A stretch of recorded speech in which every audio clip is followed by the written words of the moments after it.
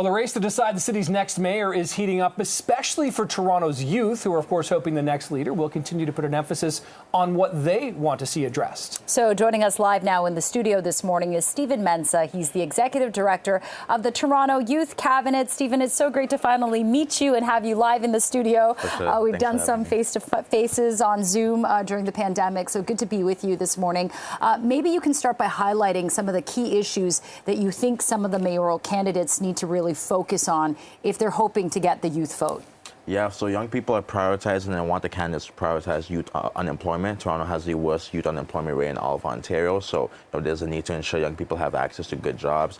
Second, making transit affordable. Just this last budget season, we increased transit fares on young people by 10 cents, and that 10 cents is going to have a major negative impact on youth who are already, facing poverty and precariousness. I'd say third, community safety and violence is a bigger one in our communities, and young people want to be able to live in communities with an overwhelming bounty of opportunities instead of overwhelming poverty and violence, which is unfortunately the case right now. So Stephen, how are you and members of the Youth Cabinet going to approach the now 67 candidates that are registered, and they still got 8 more days to go here? Are you planning on sending them a questionnaire, getting some sort of response back from them, and then will you be issuing a report card as sort of a follow-up? So exactly that. We're going to be sending them a survey questionnaire with various questions on policy positions that young people have indicated to us that they want the candidates to prioritize. And then after, we're going to kind of put out a report card showing the public what the candidates had to say about these various policy pieces. And we're also planning a youth town hall with, it can't be all of the candidates, unfortunately, right, yeah, but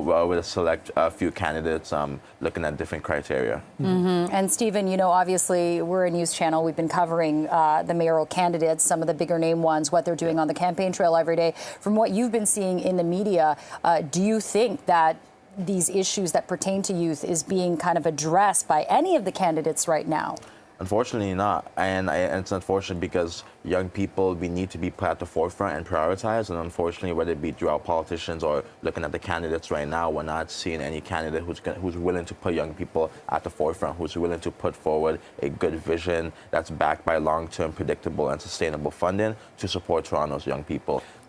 And it's interesting, Stephen, is it because we were talking just before this interview began about there's a bit of a chicken or the egg thing happening here, right? Where there's in some cases a bit of voter apathy amongst some of the younger people in the community here, where it's like they don't feel like voting, they're not really following it necessarily, and so therefore the candidates make their pitches to the people who they expect or know or more think are going to be more likely to vote for them here. So it's interesting. How do you try to change that dynamic? Because I think that's likely at the core of getting more attention. 100%, and I will say young people are already civically engaged, but when it comes to voting, that's not the path they've chosen to become civically engaged in, even though that can have a lot of sway. But we do want to say to candidates and all folks that we're seeing that with the rise, especially in community safety issues from carjackings, armed pharmacy robberies, school violence, that's, impacting not just the youth population, but all of society. We're all feeling the effects of that. And so to continue to neglect young people intentionally while not improving their conditions, it's not only going to affect youth, it's going to affect society at large. And if we want Toronto to truly prosper and succeed, we're going to have to take the proactive steps, upstream steps to improve young people's socioeconomic conditions. Yeah, and speaking of those socioeconomic conditions, a lot of the mayoral candidates, they're focusing on affordability and housing, kind of like a general umbrella, and also safety on the TTC. But by tackling those issues, are you looking for something more specific in terms of how youth can be helped in these areas? Like my Uncle Umar said, the best antidote to crime is a good job and a good education. And when we talk about the employment piece, we're calling for the creation of a summer youth employment program for the city of Toronto to ensure young people have access to meaningful and gainful employment.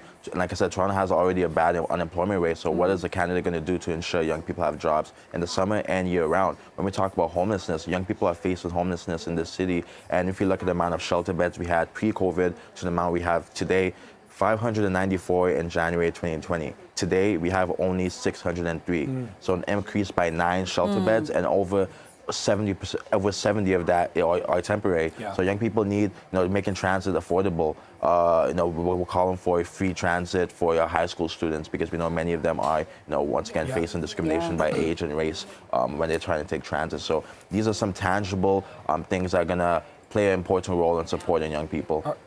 Listen, Stephen, great to talk to you today. The conversation's just starting. I want you to come back here and join us on the couch when you've done your sort of report card. I think this is such an important thing. Appreciate you joining us. Stephen Mensah, Executive Director of the Toronto Youth Cabinet. Great to see you.